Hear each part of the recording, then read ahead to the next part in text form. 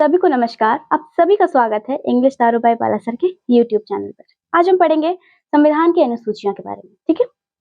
वही 12 अनुसूचियां ट्रिक के माध्यम से मैं आप लोगों के सामने आज लेकर आई हूँ। उम्मीद करती हूँ आपको पसंद आए।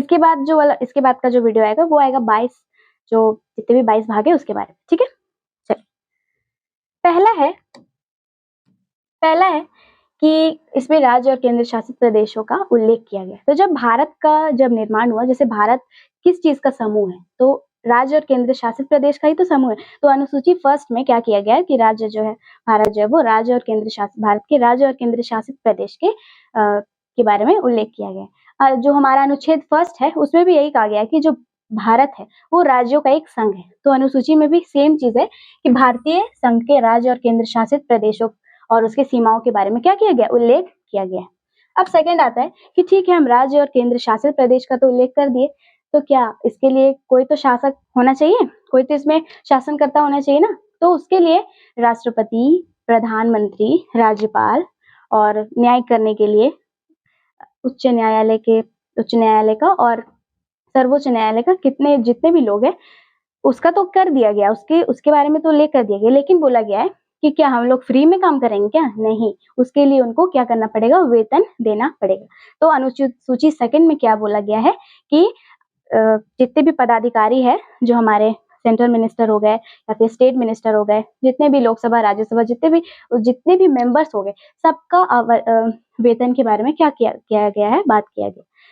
आप इस तरह से नहीं समझ पा रहे तो इस तरह से समझिए। जब हम कोई गवर्नमेंट जॉब या फिर कोई भी प्राइवेट जॉब के लिए कहीं के लिए भी अप्लाई करते हैं, तो क्या सबसे पहले हम ये ना देखते हैं कि सैलरी कितनी है, उसके बाद देखते हैं कि क्या होगा क्या नहीं होगा। या फिर जब हमारा सिलेक्शन होता है तो सबसे पहले हम सिलेक्शन होता है तो क्या हम सबसे पहले शपथ ले लेते हैं? जी नहीं, सबसे पहले हम देखते हैं कि जब हमारा सिलेक्शन होगा तो हमारा जो सैलरी है वो कितने मिलेगा। जब हमारा सिलेक्शन होगा उसके बाद का जो प्रक्रिया है वो होगा कि ओथ हमको दिलाया जाएगा या फिर नहीं। तो सेकंड में क्या है कि हमारा वेतन के बारे में बात किया गया। जितने भी हमारे जो पदाधिकारी है उनका वेतन के बारे में बात किया गया है। थर्ड में क्या आता है? थर्ड में है कि ठीक है, वेतन तो मिलेगा, तो उसके बाद जब हम अप्लाई कर दिए, कोई जॉब के लिए अप्लाई करते हैं तो सैलरी का तो बात हो गया। उसके बाद क्या होता है, सिलेक्शन के बाद हमारा सबसे फर्स्ट जो प्रोसेस होता है, ट्रेनिंग के दौरान हमको क्या शपथ दिलाया जाता है, ठीक है। जब हमारा ज्वाइनिंग होता है तो क्या किया जाता है, हमारा शपथ दिलाया जाता है। तो सैलरी का बात तो पहले ही हो जाता है, हम लोग को पता होता है कितना सैलरी मिलेगा नहीं मिलेगा, कितना कट के मिलेगा नहीं मिलेगा। उसके बाद क्या होता है, सिलेक्शन के बाद हमको शपथ दिलाया जाता है। तो जितने भी पदाधिकारी हैं उनके द्वारा क्या किया जाता है, शपथ दिलाया जाता है, ठीक है। उनकी शपथ की बात की गई। अब है चौथी अनुसूची में जो राज्यसभा में सीटों का आवंटन राज्य और केंद्र शासित प्रदेशों के बीच करना है। तो चौथा अनुसूची है, और राज्य भी और केंद्र शासित प्रदेश भी दोनों अपने अपने जगह महान है, ठीक है। तो क्या करना है कि चौथा अनुसूची है तो दो अनुसूची क्या करते थे, बांट देते। दो बांट देते हैं राज्यों के में, और दो बांट देते हैं केंद्र शासित प्रदेश में। तो चौथा अनुसूची में क्या किया हम लोग कि जितना भी राज्यसभा का जो सीट था, 4 सीट था, तो उसको 2 को बांट दिए केंद्र शासित प्रदेश में और 2 को बांट दिए राज्य, ठीक है। अब सब कुछ हो गया। उसके बाद बोलता है कि जो ST SC है, बोलता है हम लोग पर तो शुरू से बहुत ज्यादा क्या हो रहा है, हम लोगों को हीन भावना से देखा जाता है या फिर जो भी। तो हमारे लिए कुछ है प्रावधान की नहीं? ये जो है वो बहुत पहले से ही बना हुआ है ना, अभी तो बना नहीं है, ये हो गया इसका 50-60 साल बने हुए।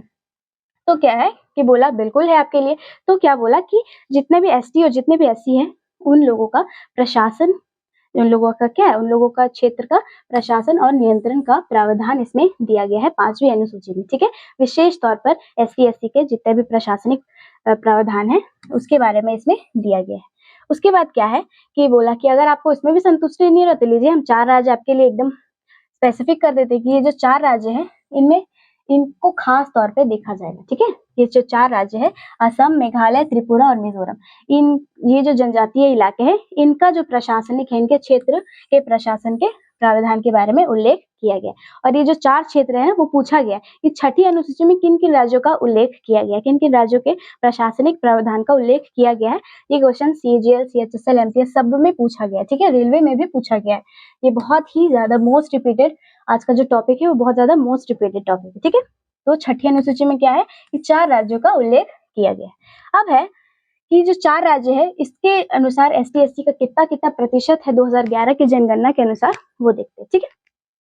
तो पहला है मिजोरम। मिजोरम में 2011 की जनगणना के अनुसार 94.4% लोग क्या है, एसटी है। ठीक है, क्या है, एसटी है, शेड्यूल्ड ट्राइब्स।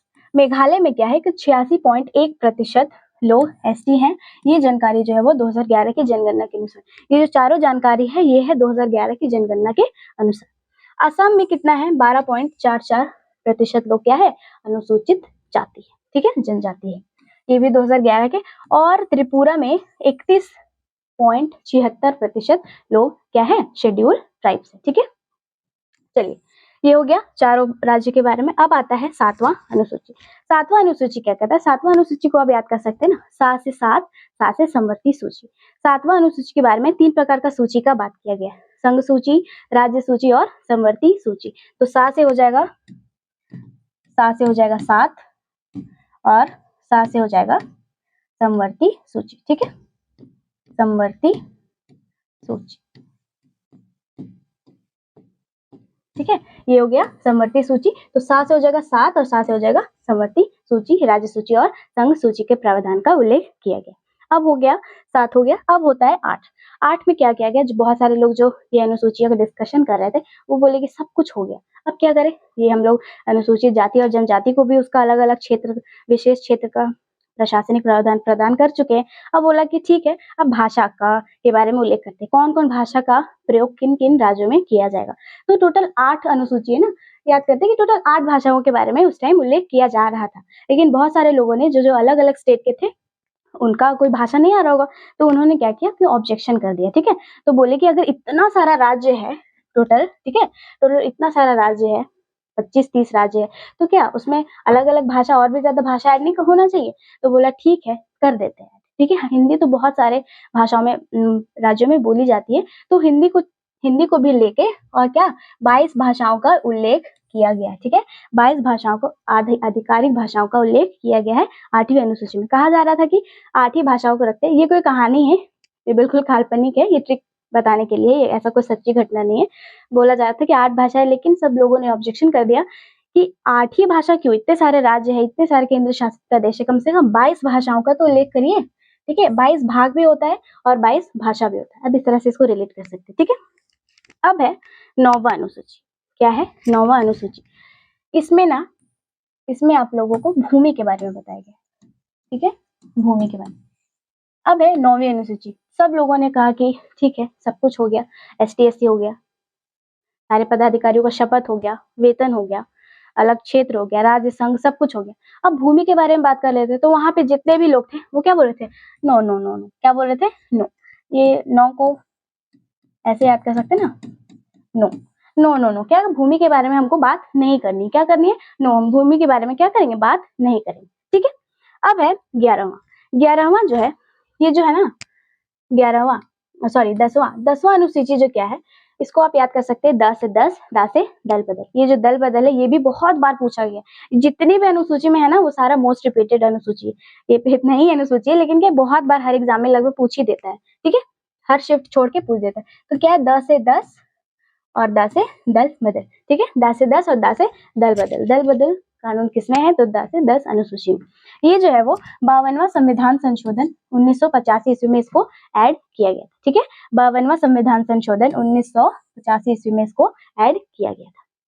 अगला है 11वां अनुसूची। 11वां अनुसूची में क्या है, इसमें पंचायती राज्यों की शक्ति और अधिकारों की जिम्मेदारी अधिकारियों को जिम्मेदारी प्रदान की गई। क्या है, 11 में पंचायती राज। अब देखिए, पंचायत जो होता है, गांव का जो पंचायत होता है, बहुत लोग देखे होंगे कि कुछ ही 10-11 लोग ही मेन आदमी होते हैं जो कि सारे लोगों को क्या करते हैं, चीजों को सुलझाते हैं। या फिर एक जो होता है, 10 जो होता है वो आम आदमी होते हैं, जो कि जो मुखिया होता है ना उसके अगल बगल रहने वाले, मतलब वो भी है प्रमुख है, लेकिन वो उतने प्रभावशाली नहीं। एक होता है 11वां नंबर का होता है, वो तो होता है प्रमुख, और जो 10 होते हैं उसके अगल बगल खड़ा होता है। ठीक है, तो गांव को जो पंचायत होता है ना, यही इन्हीं लोग 10 लोग मिलकर क्या करते हैं, फैसले को लेते हैं। तो 11, तो जो पंचायत होता है गांव में, वो टोटल 11 लोग ही उसको फैसले को लेते हैं। या फिर आप इस तरह से याद रखिए, जो पंचायत वेब सीरीज निकला था, जब उसमें किसी भी चीज का, जब वहाँ के जो वार्ड सदस्य होते हैं उनका जब बैठक होता है, प्रधान जी का जब बैठक होता है, तो वहाँ पे मुश्किल से 10-11 लोग ही रहते हैं। ठीक है, तो 10 से तो 10 दल बदल हो गया, तो एक बच गया 11। तो 11वीं अनुसूची में क्या है कि 11 लोग मिलकर क्या करते हैं, पंचायती राज की शक्ति और आधिकारिक जिम्मेदारियों का उल्लेख किया गया। ठीक है, अब है ये 73वां संविधान संशोधन 1992 को इसको ऐड किया गया था। कब किया गया था? 73वां संविधान संशोधन 1992। अगला है 12वीं अनुसूची, नगर पालिका की शक्ति और अधिकार की जिम्मेदारियां इसमें शामिल है। अब देखिए, जब 12वां होता है, किसी भी आदमी की जब मृत्यु होती है तो 10, 11, 12, 13 यहाँ तक होता है, 13वीं तक। तो 12वें में क्या होता है, 10 जो होता है वो ब्रह्म भोज होता है, उसमें सादा सादा खाना मिलेगा। ठीक है, कुछ भी ताम झाम नहीं होगी।